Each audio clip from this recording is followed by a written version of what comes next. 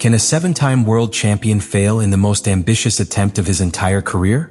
Today we explore the case of Lewis Hamilton at Ferrari 2025, a story of redemption or an inevitable fall. Lewis Hamilton arrived at Ferrari as the man destined to restore its lost glory. The announcement of his signing for 2025 wasn't simply sports news. It was an event that redefined the narratives of modern Formula One. After 11 seasons as a Mercedes icon, where he wrote some of the most glorious pages of his career, Hamilton staked his legacy on the all-or-nothing choice of wearing red.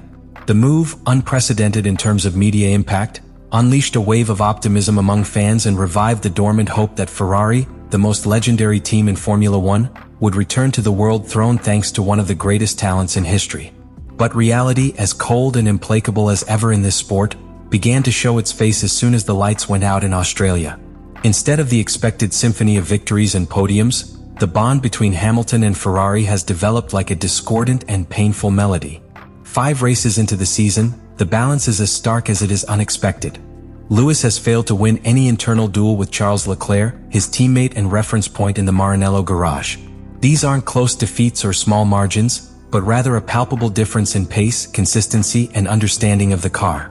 While Leclerc has achieved podium finishes and extracted the full potential of the SF25, Hamilton has struggled to stay in the top 5, with a modest 5th place as his best result. The most alarming gap came in Saudi Arabia, where Hamilton crossed the finish line in 7th, more than 30 seconds behind a celebrating Leclerc on the podium. The causes of this nightmare are complex and multifactorial. From the outset, Hamilton faced a car extremely sensitive to ground clearance, a design feature that severely penalized his instinctive driving style, based on late braking and aggressive corner entries. Accustomed to Mercedes cars that dominated thanks to surgical stability and progressive downforce, the Briton found the SF25 a silent enemy. Every slight error in height or weight transfer triggered a loss of downforce that compromised confidence, especially in medium and high-speed corners. Adapting to this erratic behavior requires not only technical skill, but a complete transformation of the automatisms acquired over more than a decade, something that is no small feat even for a multiple champion. What makes matters worse is that Hamilton himself has acknowledged that the car is not primarily to blame for his poor performance. Watching how Leclerc manages to extract good performances from the same SF25, Lewis has been forced to look inward, at his own adaptation, at the reflexes of his driving that need to be reprogrammed. It's a process that, emotionally, has taken a significant toll. Hamilton is not only battling the clock and his rivals on the track, but also internal doubts and the frustration of not being able to accelerate the integration process as he had hoped. After so many years of almost automatic success, being faced with the need to relearn driving from scratch in certain areas has taken a toll on his morale. The only moment that seemed to break this gloomy narrative was his brilliant performance in the sprint race of the Chinese Grand Prix, where for a few hours he once again led an official test and reminded everyone of what he is capable of. However, the joy was short-lived. A technical disqualification due to uneven wear on the car's skid plate wiped out any psychological boost that provisional victory might have generated. It was as if every small step forward always found a stumbling block in the road, reinforcing the perception that this adventure at Ferrari would be anything but simple. Hamilton's crisis, however, cannot be analyzed solely from a technical perspective. There is also a fundamental emotional component. Lewis isn't just a driver. He's an iconic figure who has built his success on total confidence in himself and those around him. The initial disconnect with the SF25 and the lack of immediate results threatened to erode that confidence. In an environment like Ferrari where media pressure and the weight of history are as crushing as expectations on the track, Maranello doesn't wait. Ferrari demands results. And time, which once played in Hamilton's favor, is beginning to become his worst enemy.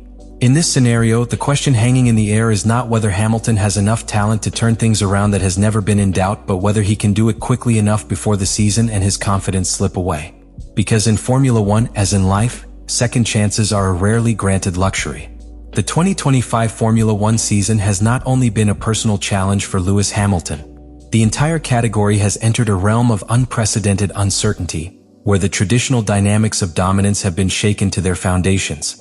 The sport, which for the last decade was under the iron control of Red Bull and Mercedes, today reveals a much more dispersed, fragmented, and deeply unpredictable landscape. The first clear sign of this change was the resurgence of McLaren. After winning the Constructors' title in 2024, McLaren has not only maintained its level, but has actually strengthened it. The MCL39 has established itself as the car to beat at the start of the season, combining devastating top speed with a consistent race pace reminiscent of the best years of technical dominance in Formula One history. Under the mature and aggressive driving of provisional championship leader Lando Norris and the honed talent of Oscar Piastri, McLaren has managed to translate into results what others can barely hint at. The key has been its aggressive aerodynamic evolution since mid-2024, which allowed them to start 2025 with a solid, adjustable platform adaptable to diverse track conditions. At the other end of the spectrum is Red Bull. The team that just a few months ago seemed unbeatable is now facing a major internal crisis. The problems began to become evident during preseason testing, where the RB21 showed unusual weaknesses in its chassis balance and sensitivity to tire temperature. What in previous years was a solid structure around Max Verstappen has been shattered by internal political tensions, departures of key personnel, and a car that, far from being dominant, struggles to remain competitive against McLaren and Mercedes. Adding to this is the chaos in driver management. The premature replacement of Liam Lawson by Yuki Tsunoda, just 2 races after his debut as a regular driver for Red Bull, reflects a desperation that contrasts sharply with the image of stability the team was trying to project. Lawson's demotion to Racing Bulls and Tsunoda's promotion not only exposed the flaws in Red Bull's sporting planning, but also send a disturbing message to Max Verstappen. The environment once built around him no longer offers the same guarantees. Meanwhile, Mercedes, which seemed to have been relegated to a secondary role after the hybrid era, has shown signs of resurrection. Under Toto Wolff's direction, the Brackley-based team has managed to produce a W16 that is much more competitive in cold conditions and on high-traction circuits. With George Russell demonstrating maturity and Kimi Antonelli adapting surprisingly quickly to the elite, Mercedes is once again a real factor in the fight for podiums and victories. However, its performance remains inconsistent, relying excessively on favorable track conditions to unleash its full potential. Ferrari, in this turbulent context, offers a reflection of its eternal duality. Capable of being brilliant at times and disastrous at others, the Scuderia has suffered strategic errors that have already cost valuable points, and although the SF25 has speed in qualifying and on certain technical circuits, its unstable behavior on long runs remains a serious problem that they have not been able to solve. Formula One 2025 is, therefore, a chessboard in flux. The traditional hierarchy has been blown up. New players are emerging, old powers are struggling to reinvent themselves, and the margin for error has been drastically reduced for everyone. Each race is a microcosm of technical drama, extreme strategic decisions, and duels of pure talent. In this volatile environment, pressure management and adaptability have become weapons as important as, or even more so than, pure speed. This context of chaos and general transition not only shapes the team's expectations, it also reshapes the individual horizons of drivers like Hamilton. Adapting to a demanding Ferrari in the midst of a more competitive Formula One than ever adds an additional level of complexity to his challenge. It's not just about mastering his own car, it's about doing so in an ecosystem where every detail, every mistake, every success is amplified more than ever, in a season that seems destined to define the immediate future of the category. The question surrounding Lewis Hamilton at this stage of his career isn't solely technical, or even strictly competitive. What's really at stake is his legacy. Formula One, like any elite sport, doesn't stop and wait for anyone, no matter how brilliant its past. Every qualifying session, every race, every on-track decision builds or erodes, in real time, a driver's perception within the immense narrative of this sport. At this critical moment in 2025, Hamilton walks a fine line between possible historic redemption and the beginning of a slow, relentless decline. Adapting to the SF25, a car that challenges his driving style and demands a rethinking of fundamentals that have been ingrained in his competitive DNA for more than a decade, is only part of the equation. The real challenge is psychological. It's in Hamilton's mind that the ultimate battle will be fought. Historically, great champions have faced moments where the machinery no longer suited their natural instincts, where the environment required them to reinvent themselves or die competitively. Michael Schumacher faced a similar situation upon his return with Mercedes in 2010, finding himself unable to replicate his old magic with a car that didn't respond to his methods. Fernando Alonso went through a similar process as he migrated between Renault, Ferrari, and McLaren, always seeking the perfect environment to exploit his talent, sometimes without success. Hamilton now finds himself at that same crossroads.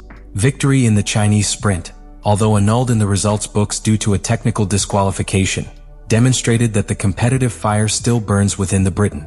Every flash of brilliance, every lap in which he manages to extract magical tenths from a hostile SF25, is a sign that the ability is still there. However, maintaining that level of performance under constant pressure, in a team where expectations are oppressive and where every mistake is magnified by the Italian media machine, is a daunting task.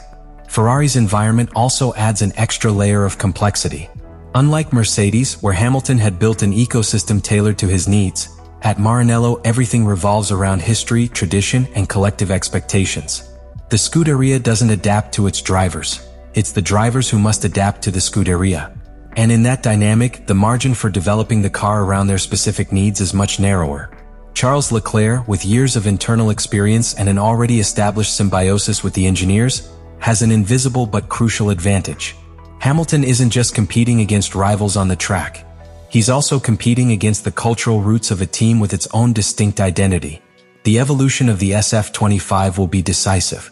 If Ferrari can fine-tune the car's sensitivities, reducing its extreme dependence on ground clearance and improving predictability in high-speed corners, it will open a window for Hamilton to translate his experience and talent into consistent results. But if the structural design issues persist, his room for maneuver will remain minimal, forcing him to constantly drive on the brink of error and, consequently, exposed to performance volatility. In parallel, the rest of the grid is offering no concessions. McLaren has raised the bar in all areas. Red Bull, despite its internal crises, continues to see Max Verstappen as a force capable of extracting results even in adverse conditions. Mercedes, with Russell at the helm, displays a strategic aggressiveness reminiscent of its best years. Every opportunity Hamilton fails to capitalize on is an opportunity his rivals will. Thus, for Hamilton, each Grand Prix weekend becomes something much more profound than a simple sporting competition. It's a continual test of his ability to adapt, his emotional resilience, his hunger for victory even after winning everything. Recent Formula One history shows that very few manage to emerge unscathed from these moments of transition. And in that sense, 2025 could end up being remembered not for what Hamilton manages to do, but for what he fails to reverse. If he manages to overcome this challenge, if he manages to adapt his style and rebuild the confidence that now seems so elusive, his story of redemption will be one of the greatest ever told in the sport. But if he fails, if the weight of history, the pressure from Ferrari, and the technical demands of the SF25 finally break him, his final stint in Formula One could be remembered as a bitter coda to a symphony that for so many years was perfect. The 2025 season isn't offering easy answers. Not for the teams. Not for the engineers.